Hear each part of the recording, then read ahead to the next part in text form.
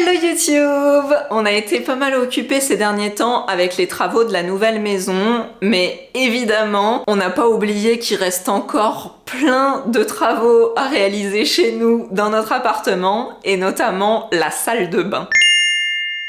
On a un peu temporisé sur le démarrage de ces travaux parce que même si notre salle de bain actuelle, elle est très moche, hein, elle est à l'état brut, on n'a pas de revêtement de mur, pas de revêtement de sol et des équipements d'appoint, une douche en kit et un évier puisqu'on n'avait même pas installé de lavabo, puisque à l'époque où on a fait cette salle de bain provisoire, c'était aussi une cuisine provisoire puisqu'on n'avait même pas de cuisine dans notre appartement et la pièce elle est restée en l'état depuis. Donc elle est moche mais elle est quand même fonctionnelle. Et c'est vrai qu'après avoir vécu si longtemps dans la poussière, dans les travaux, on a du mal à se remotiver quand on sait qu'il va falloir revivre encore quelques temps avec un confort très rudimentaire. Surtout que rénover une salle de bain, c'est quelque chose qu'on n'a encore jamais fait, donc il va falloir qu'on apprenne au fur et à mesure, et on sait pas trop combien de temps ça va nous prendre. Donc avant de commencer à tout démonter, à supprimer la douche, le lavabo et même la machine à laver, on se dit qu'il faut d'abord qu'on ajoute un petit peu de confort à nos équipements existants et notamment nos WC avec l'installation d'un abattant lavant. On va installer celui-ci qui vient de chez Sanipace. Il a plein d'options, il fait eau chaude, lumière et détecteur de présence et il permet de transformer une cuvette classique en un WC japonais pour une fraction du prix. La seule chose dont on a besoin, c'est une prise et une arrivée d'eau froide. Pour installer un nouvel abattant, il va falloir qu'on enlève l'ancien. C'est pas très compliqué, en vérité, il suffit de le tirer.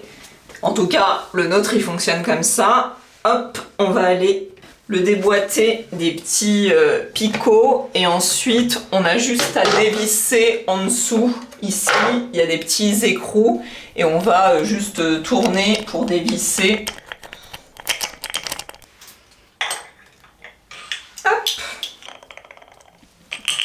Et on a maintenant les toilettes sans abattant, prêts à recevoir le nouvel abattant nettoyant. Pour l'installation du nouvel abattant, il faut une prise de courant. Ça, on y a pensé au moment où on a fait l'électricité ici, puisque on a prévu une prise du bon côté juste derrière les toilettes et on avait aussi prévu une petite sortie de robinet pour pouvoir raccorder l'abattant à l'eau. Ça, c'est le tuyau d'alimentation en eau justement qu'on va venir raccorder à ce petit embout juste ici.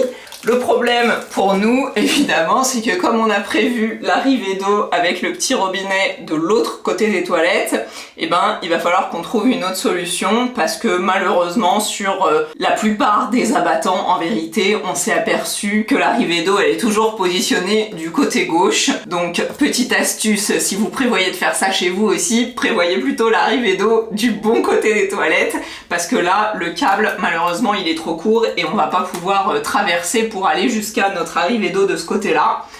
Heureusement, on a de la chance parce que de l'autre côté, du bon côté, on avait prévu de mettre un lave-main et du coup, on a l'arrivée d'eau froide ici et là, ça va aller. Notre câble, il est assez long, donc on va pouvoir se raccorder de ce côté-là.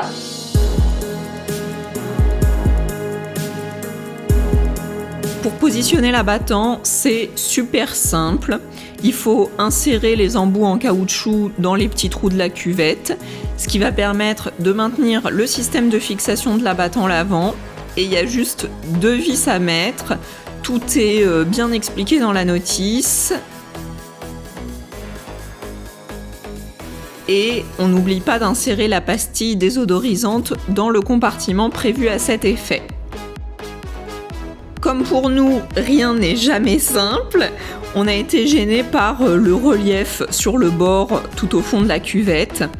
Donc ça nous a empêché de faire coulisser l'abattant jusqu'au bout. Mais le système de fixation est bien pensé, donc on a pu venir adapter le positionnement du support pour que l'abattant soit suffisamment reculé sans qu'on soit gêné par la partie en relief. Pour la partie plomberie, l'abattant est livré avec un T métallique qui permet de passer d'un diamètre 12-17 à du 15-21 et de rajouter une connexion au milieu de son installation, donc on pourra toujours raccorder notre lave-main plus tard. Un filtre à eau pour éviter que l'abattant s'encrasse et la pièce qui va faire la liaison entre le thé métallique et le filtre, ce qui laisse la possibilité de positionner le filtre soit à l'horizontale, soit à la verticale, en fonction des contraintes de son installation. Très pratique pour nous, parce que sinon on aurait été gêné par notre arrivée d'eau chaude, donc on va le mettre en bas. Par contre, il n'y a pas d'indication pour ce qu'on doit faire avec l'autre sortie. Sur la notice, on dirait qu'il y a comme un autre tuyau, mais nous, on n'a rien. Donc, on a juste mis un bouchon femelle en 15-21 pour condamner la deuxième sortie.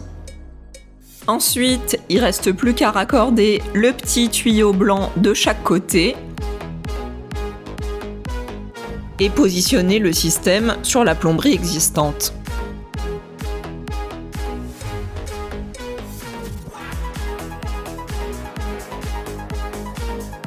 Et voilà, l'installation est faite.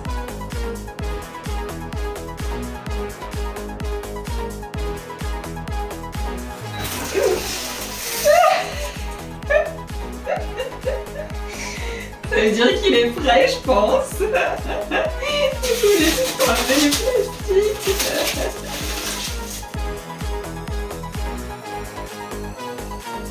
L'abattant Sanipace, on dit qu'il est intelligent parce qu'il est doté d'un détecteur de mouvement qui lui permet de s'ouvrir automatiquement au moment où quelqu'un s'approche. Et de la même manière, il va aussi se refermer une fois qu'il n'y a plus personne dans la pièce. Et ça, c'est pas mal pour éviter d'avoir à toucher à l'abattant. Il est aussi doté d'une petite molette de contrôle, mais pour que ce soit plus pratique, il a surtout une télécommande sur laquelle il y a plein d'options possibles. On va pouvoir gérer la température de l'eau pour le lavage, la température du siège, ça c'est pratique en hiver, et aussi la température de l'air pour le séchage, puisqu'on a un mode de nettoyage pour les fesses, un mode de nettoyage pour l'hygiène intime féminine, et dans les deux cas, on peut choisir la position du jet pour qu'il soit plus ou moins avancé, comme ça s'adapte à toutes les morphologies. Et puis, on a un mode de séchage qui est très pratique parce que souvent, le problème, du moins moi, la question qu'on me pose avec ce type de WC lavant, c'est toujours comment on fait pour se sécher, surtout quand il y a des invités qui viennent et que chacun n'a pas forcément sa petite serviette. On a aussi la possibilité sur la télécommande de lever l'abattant et la lunette. Il y a un mode auto-nettoyant pour la petite nacelle et puis on va pouvoir gérer aussi l'allumage de la lampe et ça c'est pratique surtout quand on utilise le mode intelligent et qu'on doit se lever la nuit. Si vous êtes prêts à sauter le pas et à transformer vos WC classiques en WC lavant, je ne peux que vous le recommander parce que vraiment ça change la vie. Nous ça fait plusieurs semaines maintenant qu'on l'utilise et pour rien au monde on ne reviendrait en arrière. Concernant l'abattant intelligent de chez Sanipace, vous trouverez toutes les informations nécessaires en description de la vidéo avec un petit code promo et à mon sens absolument tout le monde devrait installer ça chez lui. J'en profite qu'on soit dans les WC pour vous montrer un miroir qu'on avait dans notre ancien appartement et que j'ai retrouvé dans nos affaires de stockage et c'est le miroir que je veux installer ici au-dessus du petit lave-main. Donc vous aviez vu l'installation, on a l'arrivée d'eau chaude ici pour le futur robinet du lave-main. Du coup on a la connexion pour l'abattant lavant et puis ici l'arrivée d'eau froide et ici on a un thé avec un petit robinet, ça sera pour la machine à laver qui ira plus tard ici. Mais pour l'instant, dans cet emplacement-là, même si ce serait très pratique de mettre la machine à laver pour la caser quelque part pendant les travaux de la salle de bain, on se dit qu'on va plutôt essayer de mettre une douche d'appoint parce que c'est le seul endroit où on peut à peu près se raccorder à une évacuation, l'évacuation de la future machine à laver justement, et puis où on a un petit peu d'espace de de recul pour positionner une douche. Et c'est aussi pour ça qu'on n'a pas finalisé les WC, qu'on n'a pas encore posé le carrelage et puis fait tout le reste, même si on a déjà tout acheté, tout reçu, parce que on a laissé ça en stand-by pour pouvoir justement mettre des choses d'appoint dans cette pièce et pas ruiner toutes les belles choses qu'on aurait installées entre-temps. Donc ici à terme, il y aura un petit placard avec le lave-main au-dessus. Et ici, du coup, c'est là où je veux installer mon beau miroir, qui est comme ça. Je sais pas si vous allez le voir en entier, s'il rentre dans le cadre. Mais j'aime trop ce miroir, je l'avais acheté sur le Bon Coin et puis on l'avait dans notre ancien salon. Autant pour la salle de bain, j'aime mieux une armoire pour pouvoir ranger des produits à l'intérieur, mais ici pour les WC, il n'y a pas besoin d'un placard de rangement. Et donc on mettra ce petit miroir ici et je pense que ça va trop bien rendre. Pour tout ce qui concerne la future rénovation de nos WC ici, j'avais déjà fait une vidéo où je vous ai expliqué tout le projet, donc si vous ne l'avez pas vu, je vous la mets dans le petit i si ça vous intéresse. Et je me dis que je vous ai pas encore montré le local d'extension de notre salle de bain, donc on va aller le visiter tout de suite. Il faut avoir un petit peu d'imagination parce que le local il est pas en super bon état et en vérité il est tout petit parce que ça fait moins de 2 mètres carrés. On va avoir pas mal de transformations à faire puisque c'est l'ancien WC commun de l'étage, donc ça fait très longtemps qu'il est plus utilisé, hein, il a été décommissionné, mais le WC est toujours ici en place avec tout le système d'arrivée et d'évacuation d'eau, mais ça normalement pareil, c'est plus alimenté, du moins on espère. Il va falloir qu'on change la fenêtre puisque c'est encore une fenêtre avec simple vitrage en bois. Je sais même pas si on va réussir à trouver une fenêtre qui puisse remplacer celle-ci puisqu'on a eu le problème déjà dans nos toilettes que le vitrage était trop petit et donc on pouvait pas remplacer la fenêtre. Celle-ci elle est un petit peu plus grande donc j'espère que ça ira. Ici on a la colonne d'évacuation de l'immeuble avec le raccordement aux étages du dessus. Donc ça, évidemment, c'est quelque chose qui reste en place, qu'on va pas du tout toucher, puisque voilà, ça fait partie de la copropriété. Et il y a un appartement qui est raccordé en haut sur un petit circuit indépendant. Ça, au départ, on voulait le faire passer peut-être par l'extérieur, mais comme il va devoir, dans tous les cas, venir se raccorder à nouveau dans le haut de la colonne, je pense que finalement, on va peut-être trouver une solution pour ne pas avoir à modifier ça non plus. Mais voilà, c'est juste la petite partie un petit peu problématique, on va dire. Le plafond ici, il est pas en super bon état. Au-dessus, il y a un autre WC commun, mais à l'étage du dessus, il n'a pas été condamné, donc il est toujours en utilisation. J'espère que c'est pas des infiltrations récentes, parce qu'on risque d'avoir aussi des problèmes de poutres à ce niveau-là. On voit quand même qu'il y a pas mal de fissures. Après, c'est vrai que dans notre salle de bain, c'était aussi pas mal abîmé, mais au final, les poutres n'étaient pas en si mauvais état. C'était juste l'enduit, le revêtement, le plâtre par-dessus qui avait été abîmé, qui s'est fissuré au fur et à mesure des années avec la création de rouille.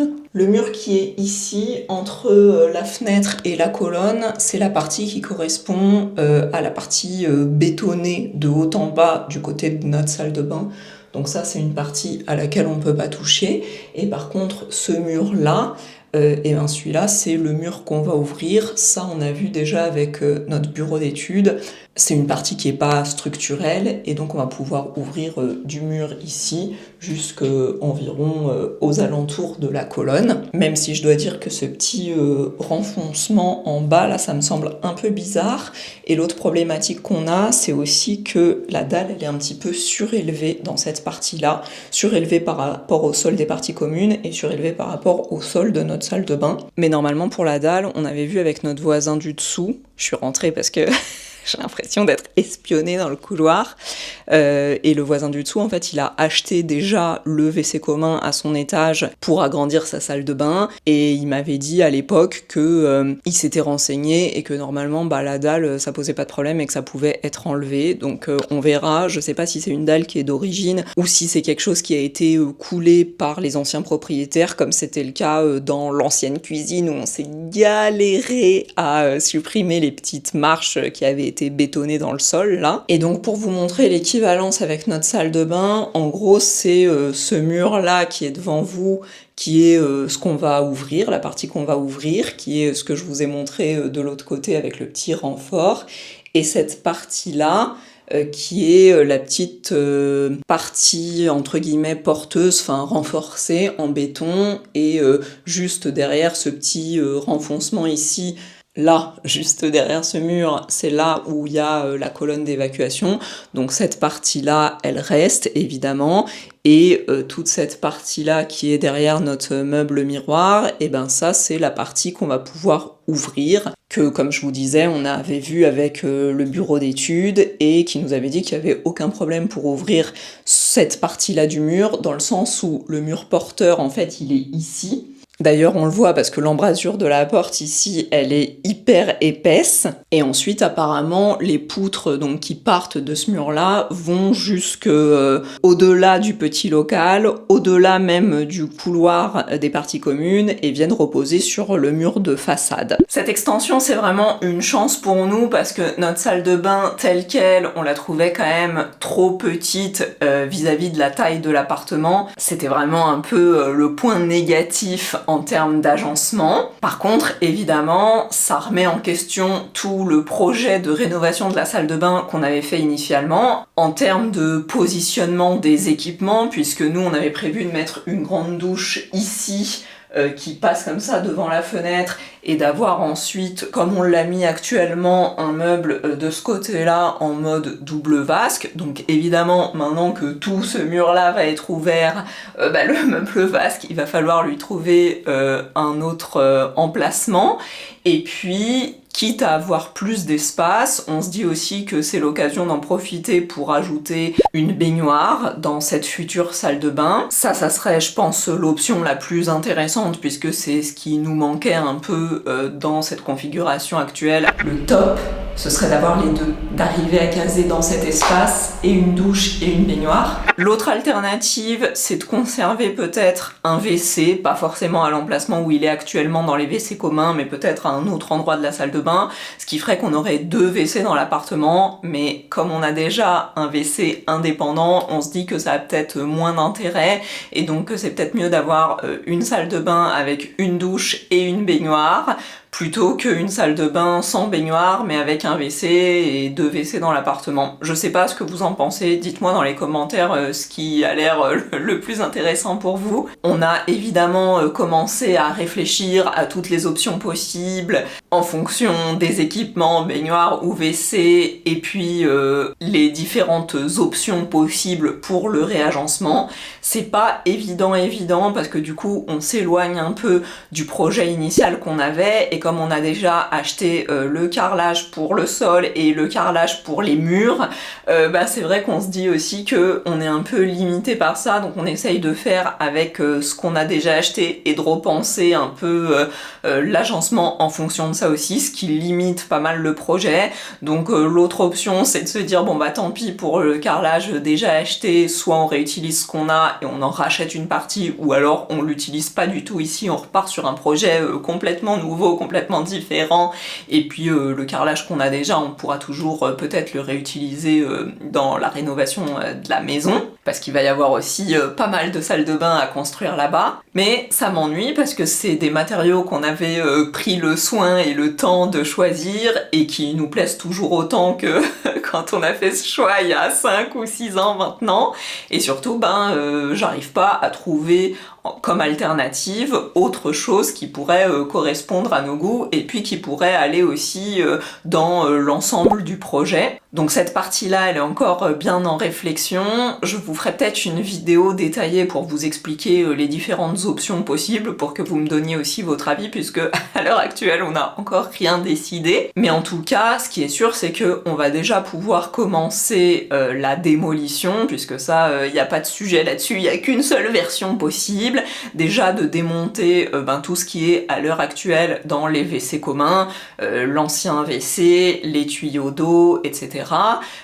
Démolir du coup cette paroi-là pour avoir vraiment une meilleure visibilité sur l'espace réel qu'on va avoir. C'est toujours, je trouve, un peu plus facile de se projeter en vrai que sur plan. Et puis je pense qu'on prendra notre décision définitive à ce moment-là. Il y a juste une petite question qu'on a aussi, c'est vu que à l'heure actuelle on peut accéder au WC commun par les parties communes, par le couloir, et que normalement il y a d'autres personnes que nous qui ont les clés de ce local, et on se dit qu'il va falloir le condamner assez rapidement dès qu'on aura démoli la cloison ici, pour éviter qu'il y ait des gens qui puissent rentrer comme ça facilement chez nous.